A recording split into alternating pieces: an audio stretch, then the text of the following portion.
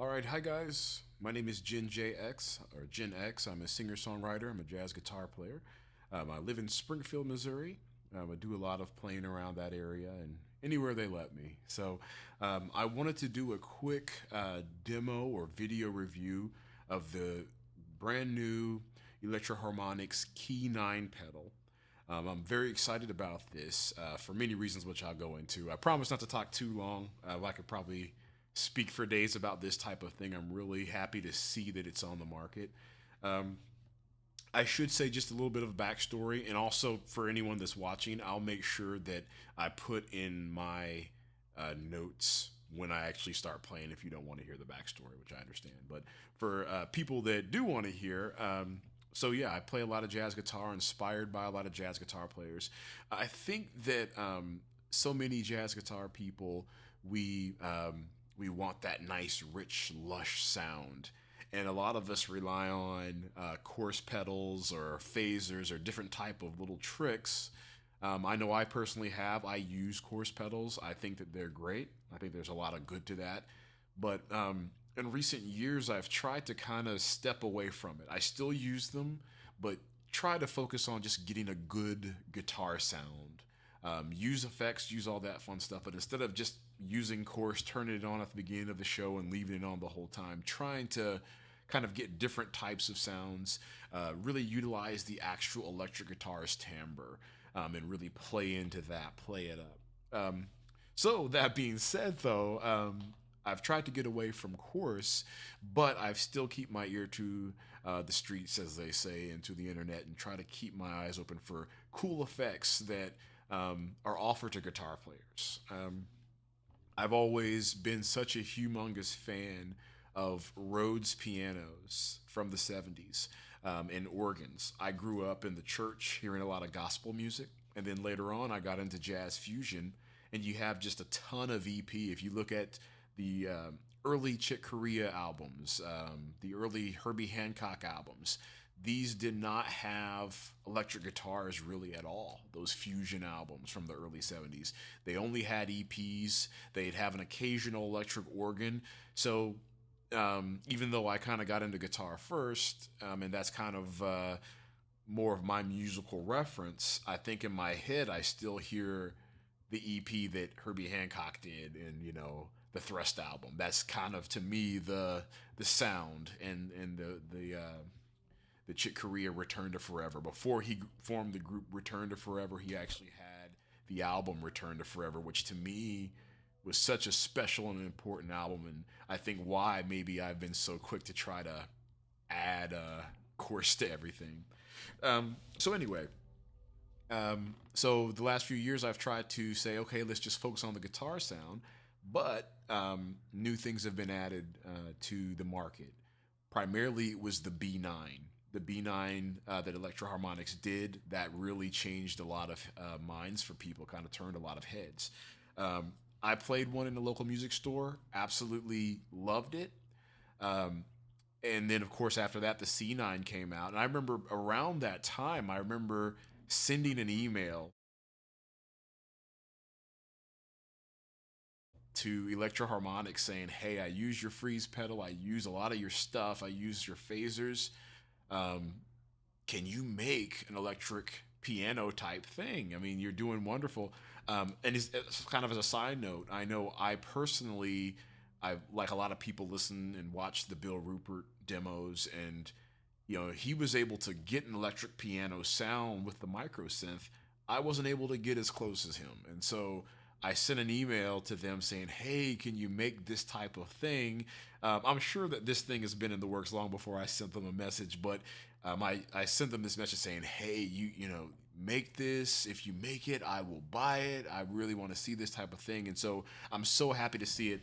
And actually, big thanks to my friends at Springfield Music here in Springfield, Missouri, my buddy Kyle Vance and the whole crew over there. They've heard me talk about electric pianos so much. They know I'm just a big fan of it. And so the minute that Kyle saw the video, which was just not even a week ago, he sends me a message saying, check this video out. He told me he actually, and some other people told me he sent a message to, or he called Electro-Harmonix and they said, hey, there's a guy that wants this. Before I even, knew he knew that I'd want it, and so I wanted to get my hands on it and play through it. So I'm very excited. I've got it plugged in and a ton of wires going, so I don't know how much you'll be able to see, but here it is, the Key 9, brand spanking new. I got this just yesterday evening, and it sounds wonderful. As you can see, I'm in an apartment, so I can't really plug this into an amp, which is problematic, but it's been a little bit of a blessing in disguise. Um, I actually, I've got here behind me a twin. I have a Blues Junior and another amp that's in the shop right now. And so to my right, it's out of the camera frame. I've got an old bass amp, an old PV. They called them the 115 Max. It's like a bass amp. I use it for bass, for acoustic, for different things. But long story short, I was kind of like, do I have to plug this in? But the good thing is, I was able to use this. It's solid state. It has a headphone jack. And so I was able last night, I stayed up till about 2 or 3 in the morning to kind of go through some of the sounds. And the good thing about it is because I had to use these headphones, and these are pretty decent headphones. They're the monitors that Sony makes. So you're able to hear everything. They're really traditional cans, so you can hear all the ranges in terms of your highs, mids, lows, etc.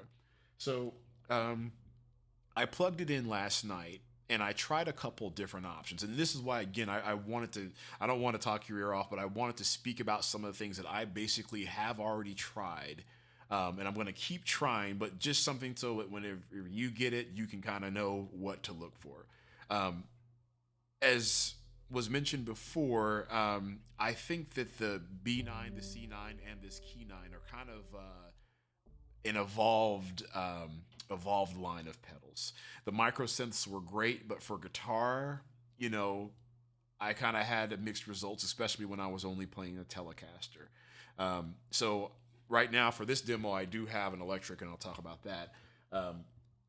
But this does pick everything up. It does track very well, but I still kind of was thinking about the old school rules, whether it's an octaver, micro synths, or any type of synthesized effect for guitar. A lot of people recommend putting some sort of like a compressor sustainer or some sort of thing before it or even after it so that it acts more consistent. I have a OC2 octave pedal from Boss, one of the old ones. And it's a great sounding pedal. It's wonderful. But I know for the longest time I would do that. I would add some sort of a compressor in front of it because it was only bass and it was monophonic. It kind of worked for the most part. For this here, when I was going through these with the headphones last night, it was a little bit of a mixed bag, and I want to discuss that. So I went directly into this amp. I had the Key 9, and I also used the CS3 by Boss, and I put that in front of the Key 9, kind of as is what is instructed in the handbook. It does come with a manual, which we'll talk about that too, which is awesome. But most of these types of pedals, they say, hey, especially if you're using single coils, you might want to use a compressor before or after. I first initially tried the CS3 in front, and it was interesting. The compressor itself does its job. It kind of takes the guitar, and we're used to the guitar being this kind of, it's a little bit of a loose sound in terms of how the timbre of it is.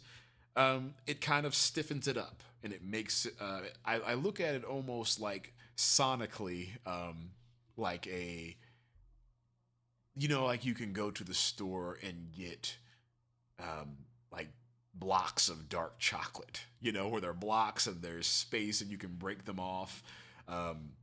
That's essentially what this compressor would do to the sound, and then that sound is what would hit the Key 9. So it still sounded kind of airy and stiff.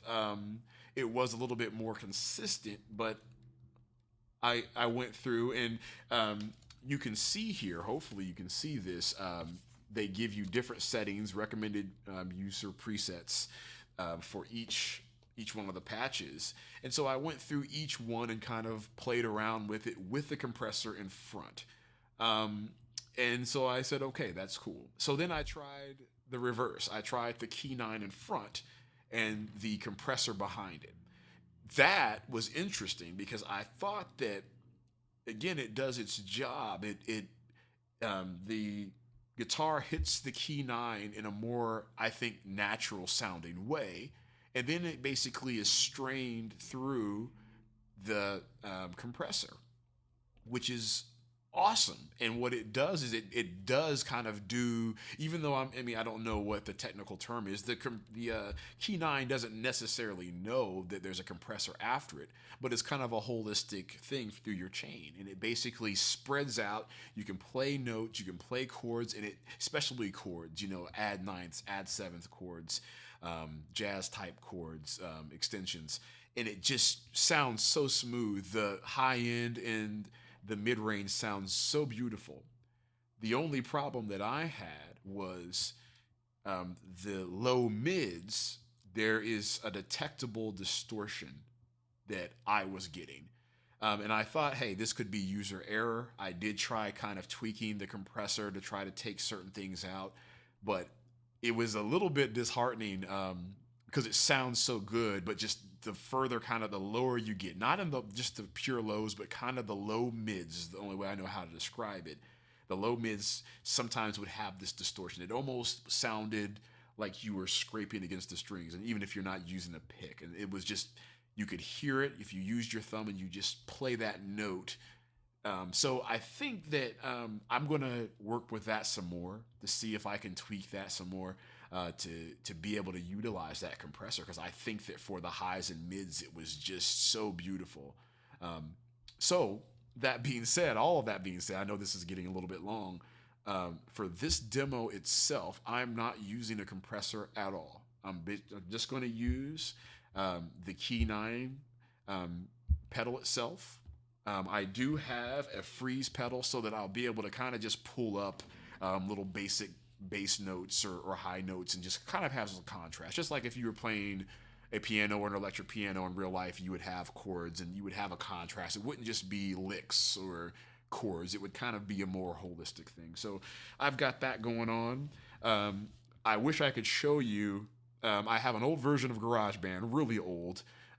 There is just a little bit of reverb that I am using. I know a lot of people say don't use a reverb when you're doing a demo, but I use reverb when I'm playing, and so it's a little bit more comfortable for me. I'm not going to overdo it, but just to kind of give it a nice smooth feel. Okay, so I'm using key 9 Electro-Harmonix guitar directly to the key 9, then directly to the Electro-Harmonix L Nano, or the EH Nano Freeze, and then that is what's going into a tube pre by Presonus, and then also the audio box, the 22VL or VSL.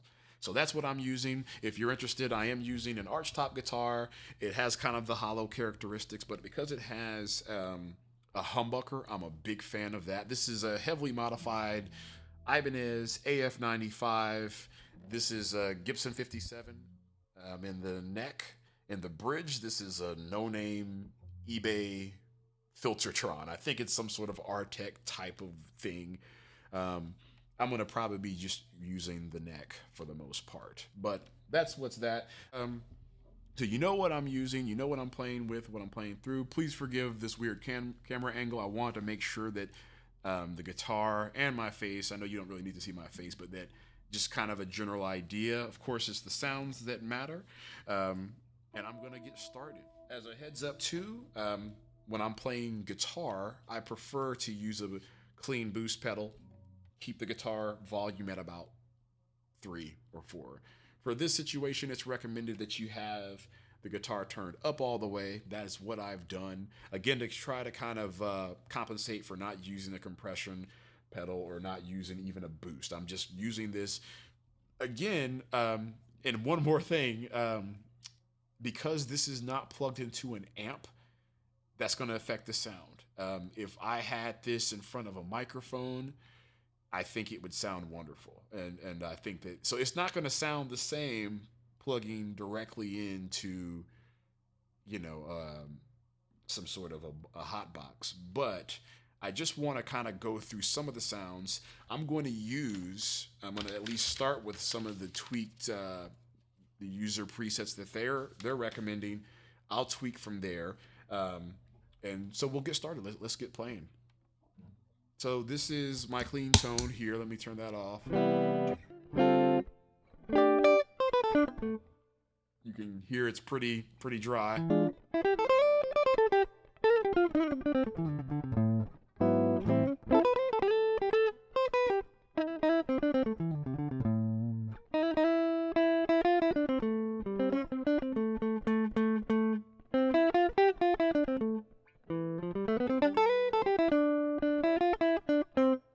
Okay, this is the clean sound. I'll try to show my hands a little bit so you know I'm doing this live. Don't mind my playing.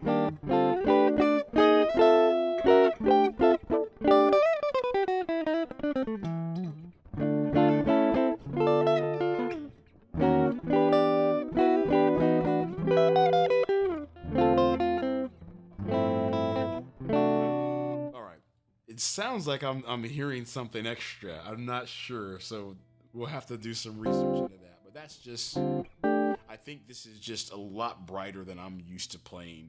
But I want to give the most clean, direct sound. This is coming from the neck pickup, and it sounds pretty crisp. Without any, extensive reverb, just a hair of reverb, but without huge reverb, it sounds pretty crispy. Here is the key 9. I'm in the first position. This is the Dynamo. And I'm going to set this up, as I mentioned, just as they recommended. This is the dry signal is all the way down. The keys is right down the middle at 12 o'clock. The bass, which is control 1 in this situation, is all the way up. And then the tine is about halfway up. Let me adjust that. So here we go.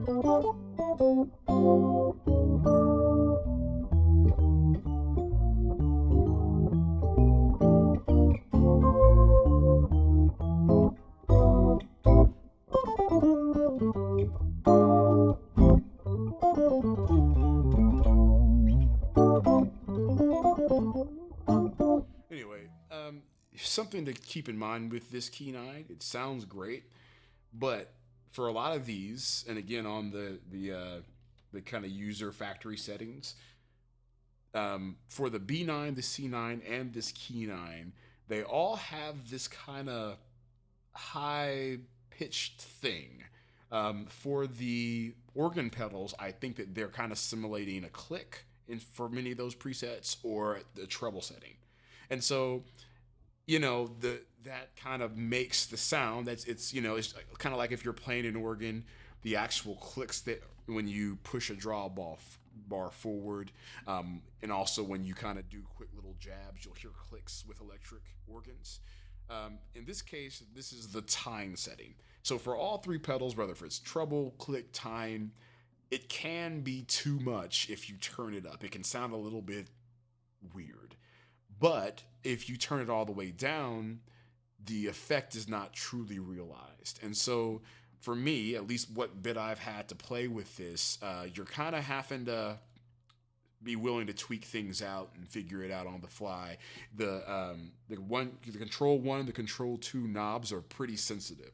So basically what I'm saying by that is if you're playing and that sounds kind of too tiny, you can pull it back, and even just a little bit's going to make a difference. Or if you say, hey, I'm not hearing enough tine, sometimes it's literally going to be like a millimeter. So what I'm going to do, I'm going to turn like this here.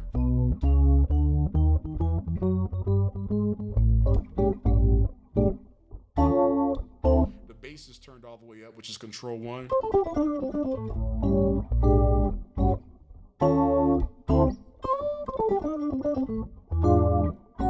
So let me turn the time up to about 3 o'clock and see how that sounds. Kind of comes through a little bit more.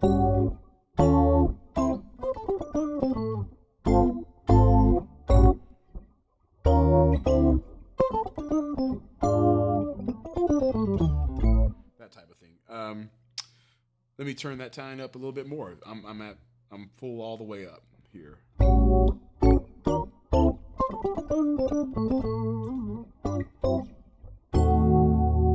type of thing. You know, it's better. Also, I mean, I have a pick in my hand, but I'm really just kind of using my fingers here. I'm not really. And I know this is probably clipping just a little bit, which I hope it's not doing too bad. But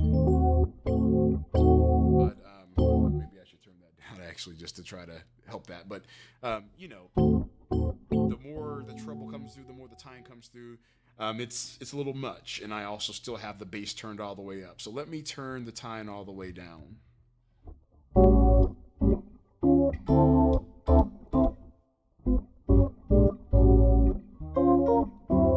Without it, you know, it kind of loses the effect it's trying to imitate.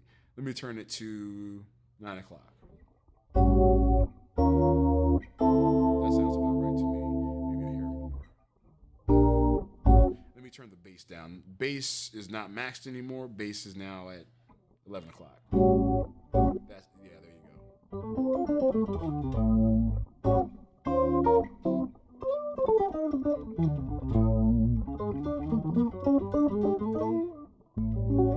Maybe it needs a little bit more bass than that. I mean, I guess the only concern I would have for something like this is it's great solo and if you're doing your thing, but if you're playing in a band with this, to keep the bass player from throwing a brick at you and things getting too top or low heavy, you might have to watch that bass. But it sounds good, so you know, there you go. I've got that at about 2 o'clock.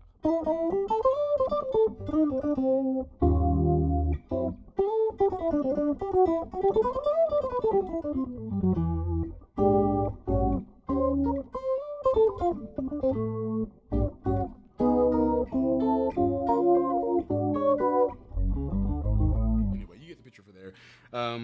Let's move to the next one. The next one is the whirly sound, and I'm gonna again try to get it pretty close to the settings they recommend, and then we'll tweak it from there.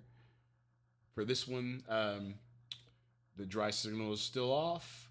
Keys is right down the middle. The control 1 is a trim depth, and control 2 is a trim speed. And if I remember, I liked this one last night when I played it. It almost sounds.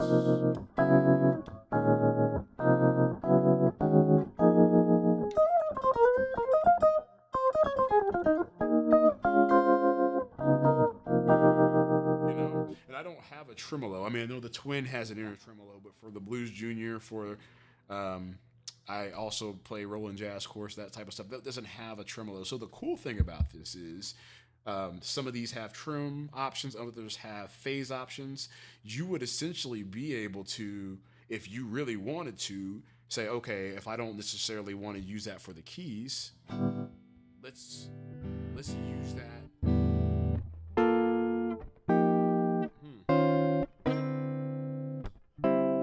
I guess it doesn't really work like that. I guess if you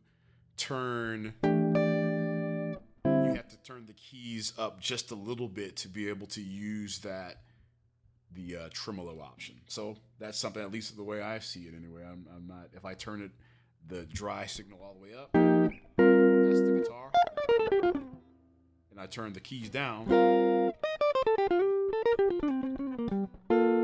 if I turn the keys option to maybe 9, 10 o'clock, it's kind of coming through.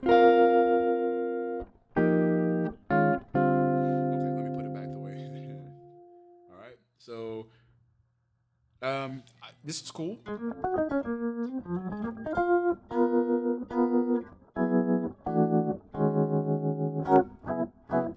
Very warm, so I dig that. This video's getting long, so we'll continue on. The next one is another one that I think I'll probably be using a lot. That is the suitcase. In this case, the dry signal's all the way off. The keys is halfway up, 12 o'clock. I think most of these keys are 12 o'clock, right down the middle. We've got the bass and tine together, so that's going to be interesting. but then also a phase speed. So this one has a phaser. Let's try this one. It sounds very Steely Dan, you know.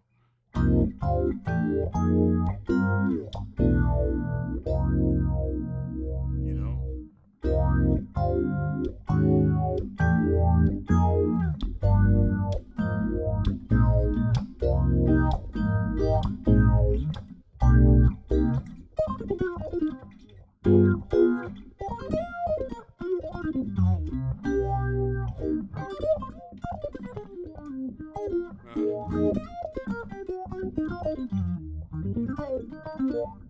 Even though this is being maxed and I'm sure clipping like crazy, you know, I've got this pretty much turned up as high as I can get it. So I think if, you know, using this live, I still, when I was going through it last night, a boost pedal will probably still need to be in the mix some way, or if I'm able to kind of find the tweaks with the compression pedal. It sounds great. But if you're playing in a situation, even solo, sometimes you need more bottom end, more girth. So in this situation, if I turn the bass, the control 1 up, it also turns that tine up. A lot of these have an extra bass octave. Let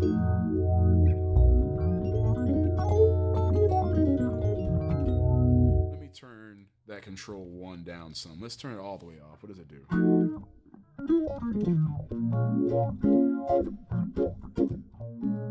I'm trying not to do too much of picking. Trying to just do. Let's turn that back up.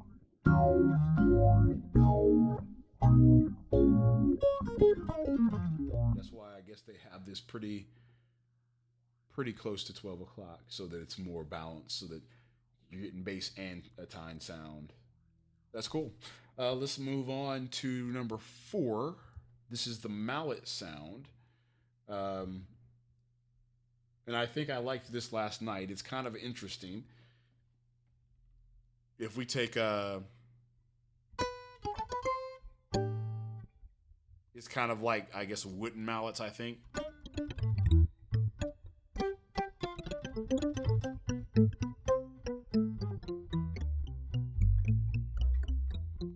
You know.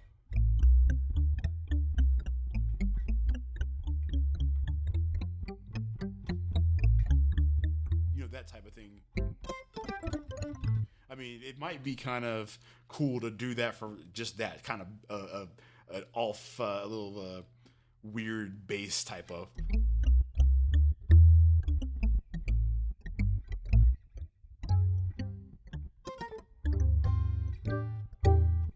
Chords sound a little bit weird with it, and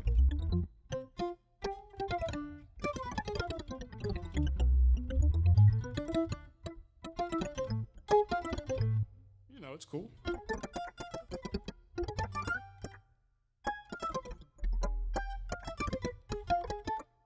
So that's kind of interesting. I'm curious. For this, it has a dry, a key signal, and then coarse rate, coarse depth. Why don't we try that? Everything max in terms of both controls max. It kind of has that. Click, click, click, click, click, click.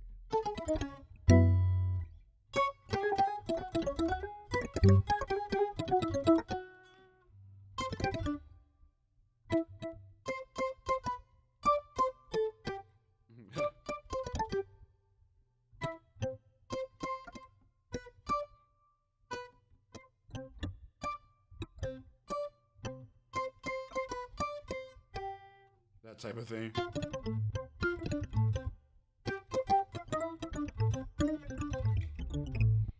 It's supposed to be a mouse, but I guess, you know, you could kind of has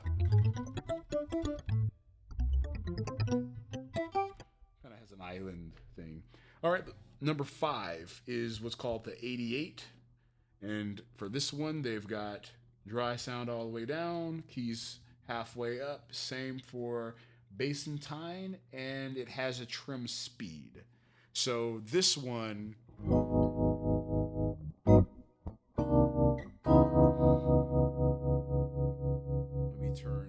trim speed up just a hair.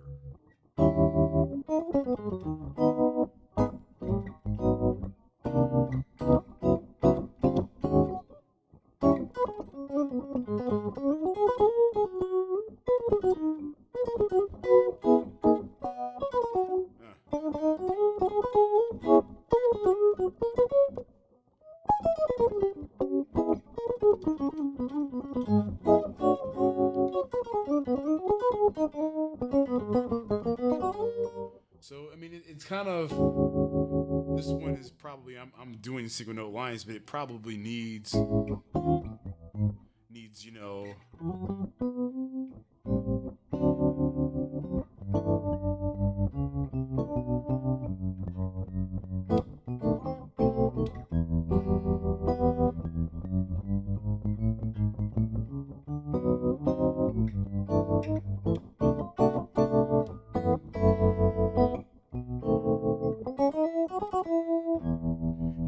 I think this one probably does chords better. And let me try to tweak that.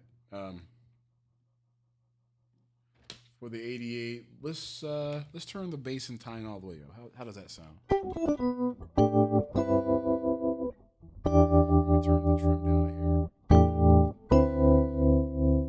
we go. Trim's about 11 o'clock. So this one, that's pretty sick. If you had a compressor with that or a boost, I can just kind of hear that.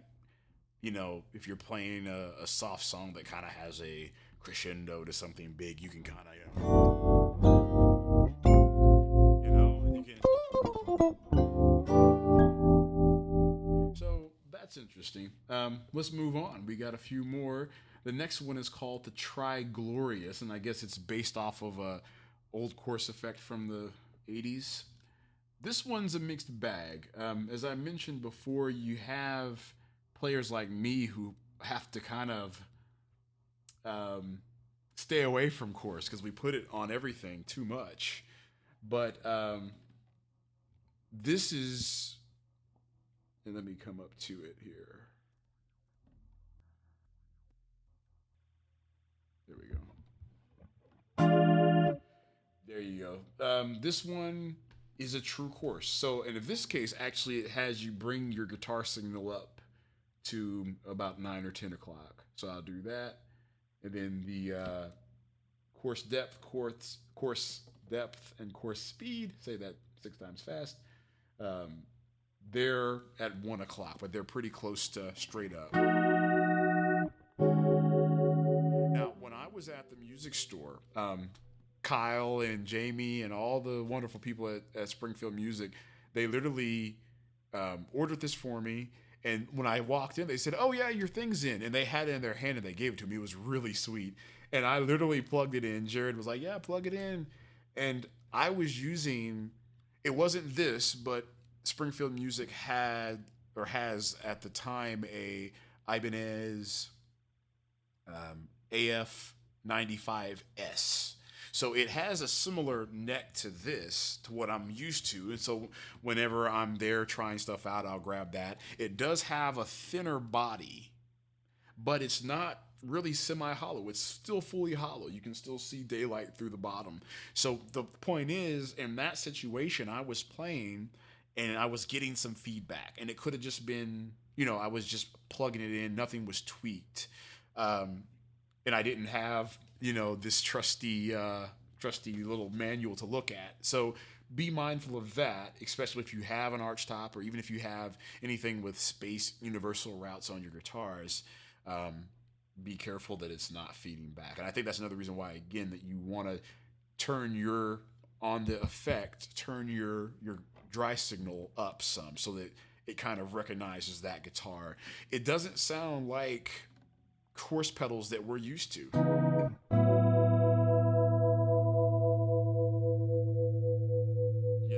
mean, that's not. I use personally a Black Label, an MXR Black Label course. I've used so many over the years. Sidebar: I remember my first course pedal was it was a a Dan Electro milkshake chorus that I used forever. And ironically, it died at a funeral. I was gonna play at a funeral and it died. And I got lucky that somebody had a Fender chorus amp, and I was able to. At the time, I just used chorus on everything. I like a very rich, very depthy chorus. It doesn't even have to sound incredibly high end. I don't want it to sound cheap and aftertasty. But I think this Black Label is based off the 234. It's the same thing without the blue paint job. It sounds great, but it sounds kind of like a course that we're used to, a pedal course. This is apparently based off of some rack gear, so it doesn't sound like a pedal.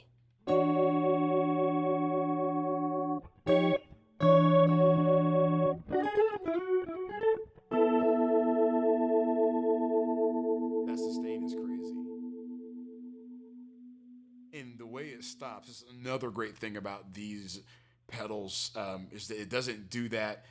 It does have a natural fade out.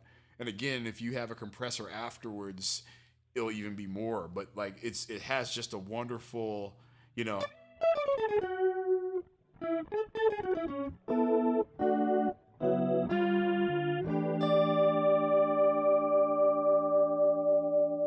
that's wonderful.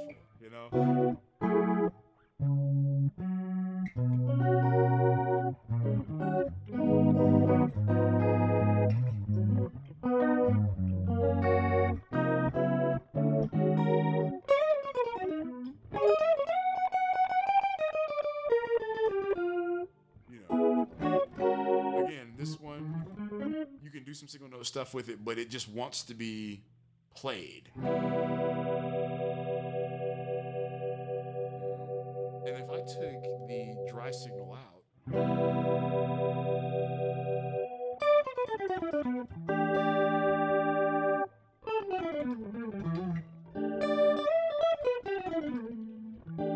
now, because I have this, I wasn't able to kind of show everything. This does have a dry signal out and a keys out, just like the C9, the B9. So you could have 2 amps, or you could have one going through your PA, one going to the front of house. There's a lot of different options that you have with that. But if you have kind of a mono setup with a bunch of pedals, you just plug it into the keys area. I'm curious what like the JHS guys and the people that do mods on these are going to do. I'm sure they'll probably give an expression mod for this or different types of things, but it's really cool. So anyway, this is a long video, so let's go to the next one. The next one is the Vibes. And again, I'm going to put this as they recommend it. Dry signal back down, keys at 12 o'clock. The attack is at 1 o'clock, and the trim speed is about 12 o'clock. So in this case, let's do, the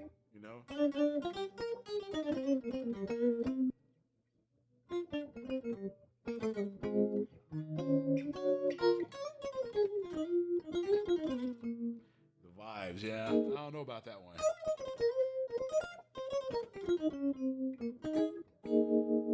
You see how beautiful it sounds. It needs to be boosted. Yeah, I mean it sounds beautiful. Let me turn the attack up. Let me turn the attack is maxed. I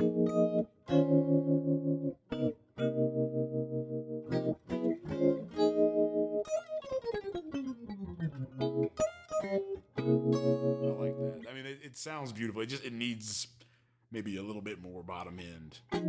So for people like me, the boost that I've used for the last couple of years is like an MXR Redbox, the 78 custom badass distortion.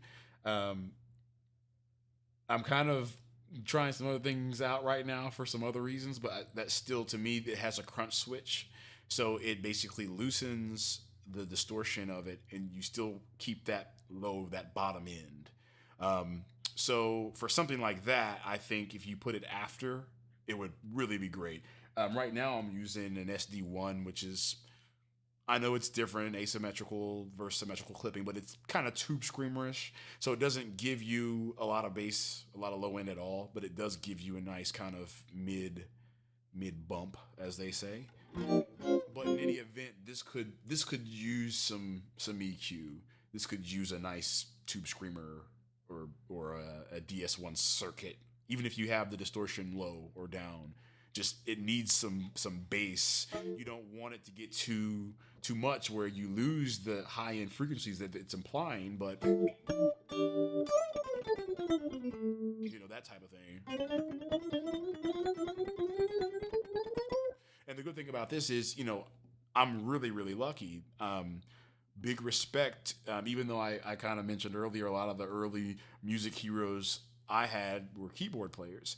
I'm lucky. My favorite, I think, the biggest music influence on me in terms of kind of a popular musician is Wes Montgomery, but I think Pat Metheny is a very close second. And Pat Metheny has been playing, he still plays his like 78, 79 Roland synthesizers, and so he was never afraid to use synths, and he was kind of using it as a horn, a violin type of thing.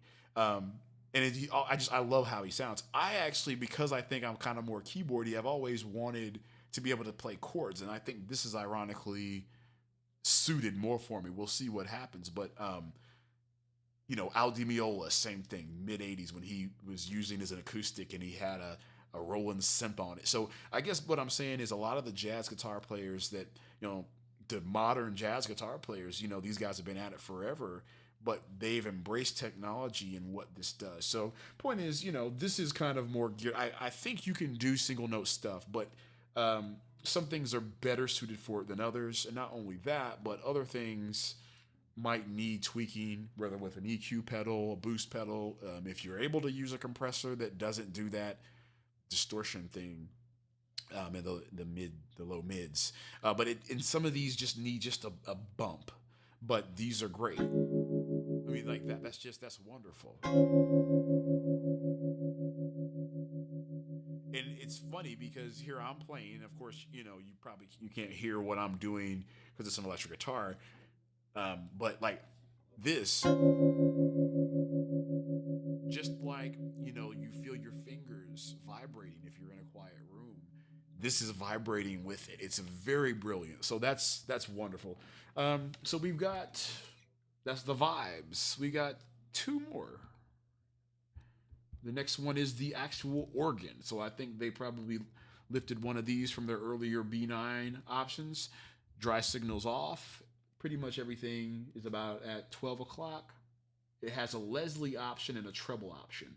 So the Leslie option is maybe at 1. It goes up a little bit. So let's try that. Let's try, I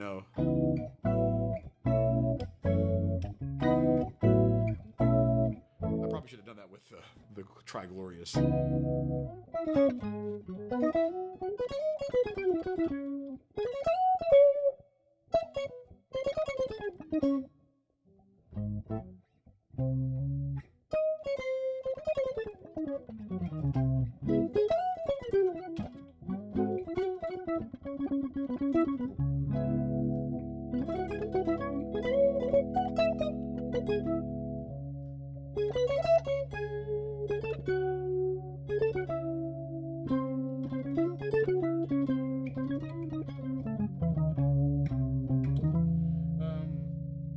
That's interesting. Let's try the treble up maxed, and let's do that. Yeah, that kind of, you hear the kind of clicks. That's what I was mentioning. That little.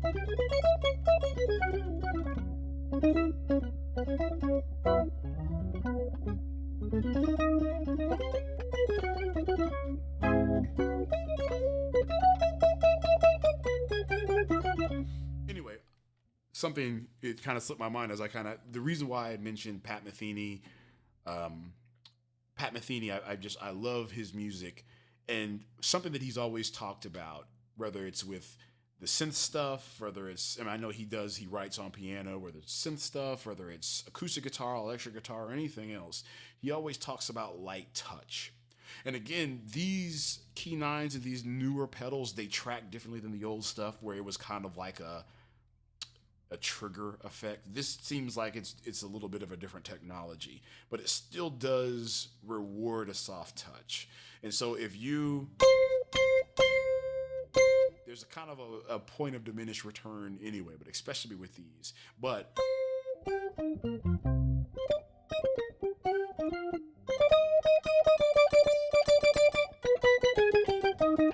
me, the lighter you play, that's good. So that's the organ effect. I need to tweak with that some more, but that's kind of cool. The last one on here is the steel drums. Now, this one is kind of funny because a lot of the you can get a steel drum effect by using the old flangers like BF2s and some of the stuff, the analog flangers. I think this is pretty much based off that. This case, dry signal is all the way down, keys 50%, chorus. So I guess they're looking at it like a chorus, but same type of thing. Chorus and the flange use like a depth and a rate or speed.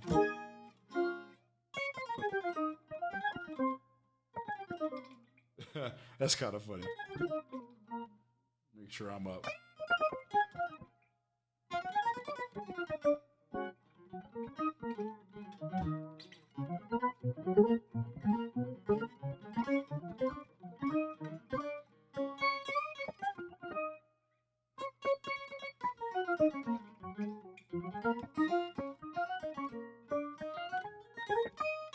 So that's kind of let's try something else here. Let me max those out. Max the depth and the rate.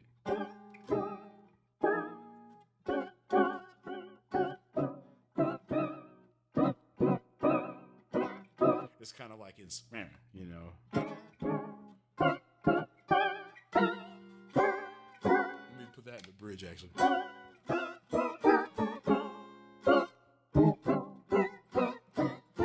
It's almost like the sound of ghosts trying to bebop, kind of go bop, bop, bop.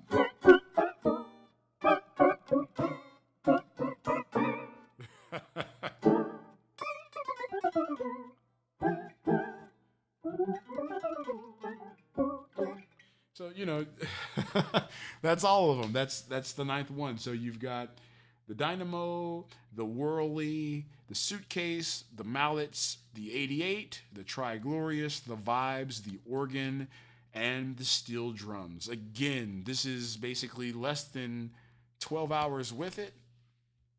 This is early afternoon, September 18th. So this is a brand new pedal. I am so blessed, so lucky to have this. Much respect to Kyle Vance at Springfield Music. Also, much respect to Electro-Harmonix because I'm using their freeze. I'm using so many of their pedals, and I think that they're wonderful. They're just beyond wonderful. I'm so happy to kind of be able to have this and to kind of be an early bird to post something. Again, please bear with me. I know a lot of YouTube people know a ton about stuff. I'm just a guy that I'm just trying to figure it out. But I really, really like this, and I think the more that I'm using it, the more I'm going to be able to tweak it, figure out what patches I want to rely more on, and ways to tweak those to their best potential. So, anyway, I'm Gen X. Feel free to go to my website. That's jinjxmusic.com. That's JINJXMUSIC.com. All one word. Also, really, to be honest, I check Facebook a heck of a lot more. So facebook.com/JinJXMusic. That's where I keep up with live performances, that type of thing. I try to stay active with that. And also this YouTube channel. Feel free to subscribe and like and share and all that stuff. And I'm excited to see what other people do when they get this pedal and the demos that they do. This is long as all get up. I did not plan for it to be 54 minutes, 53 minutes right now. But I do appreciate you checking it out. And if you've stuck around this long, then you're obviously crazy or very dedicated. So respect to you. Thank you so much for listening, for checking this out. Get this pedal, especially if you love the electric piano sounds of the 70s. Even if you like kind of that tinier thing from the 80s, that Babyface, that that Aaron Hall and those guys, there's just so much Prince and Stevie Wonder. I mean, the EP has been around for so long, but to me, my favorite era was the 70s and even into the 80s, where it was just utilized so beautifully. And it was utilized in everything. And it still is. You still just hear electric piano sounds. But many people now associate it almost with not just vintage in terms of the 70s and 80s, but like neo soul. Like it's an attempt to be old school. But I don't know if that's necessarily the case. It obviously is the case, but I think that there's something beautiful about that that is very valid today, just as much as it was, decades ago, 40 years ago. So, again, big respect to Electro-Harmonix out of New York City for making this amazing pedal. Thank you for pushing the technology. It makes me think again of Pat Metheny. Pat Metheny always talks about we have to continue the research. We have to push the research forward. And you guys are not only doing that, you guys are basically giving us things that, and this was a pretty affordable pedal. It's not as expensive as some of the things, and I'm really honored to be able to have this and to try to figure it out. It's very refreshing. And I'll say this too, one more thing before I sign off. The good thing about, I think, synthetic tones, especially if you're a guy like me, you associate with jazz and even classical guitar, there's so much to learn, so that you're never going to run out of stuff to figure out. But a lot of the good thing about this, and again, Pat Metheny, and then also Michael Brecker when he was doing the Iwi stuff, Al Di Meola, Chick Corea, Herbie Hancock, these guys will talk about the idea that even though you take Herbie Hancock and you can put him besides any upright piano or any grand piano, and he's going to sound brilliant. But for a lot of people, to have kind of a weird synthetic kind of guy like this hanging around is good for you, because when you play it, you're having to figure it out, and it's not always just obviously there. You're trying to figure it out. How do I tweak this? How do I bring this back? How do I bring this forward, etc.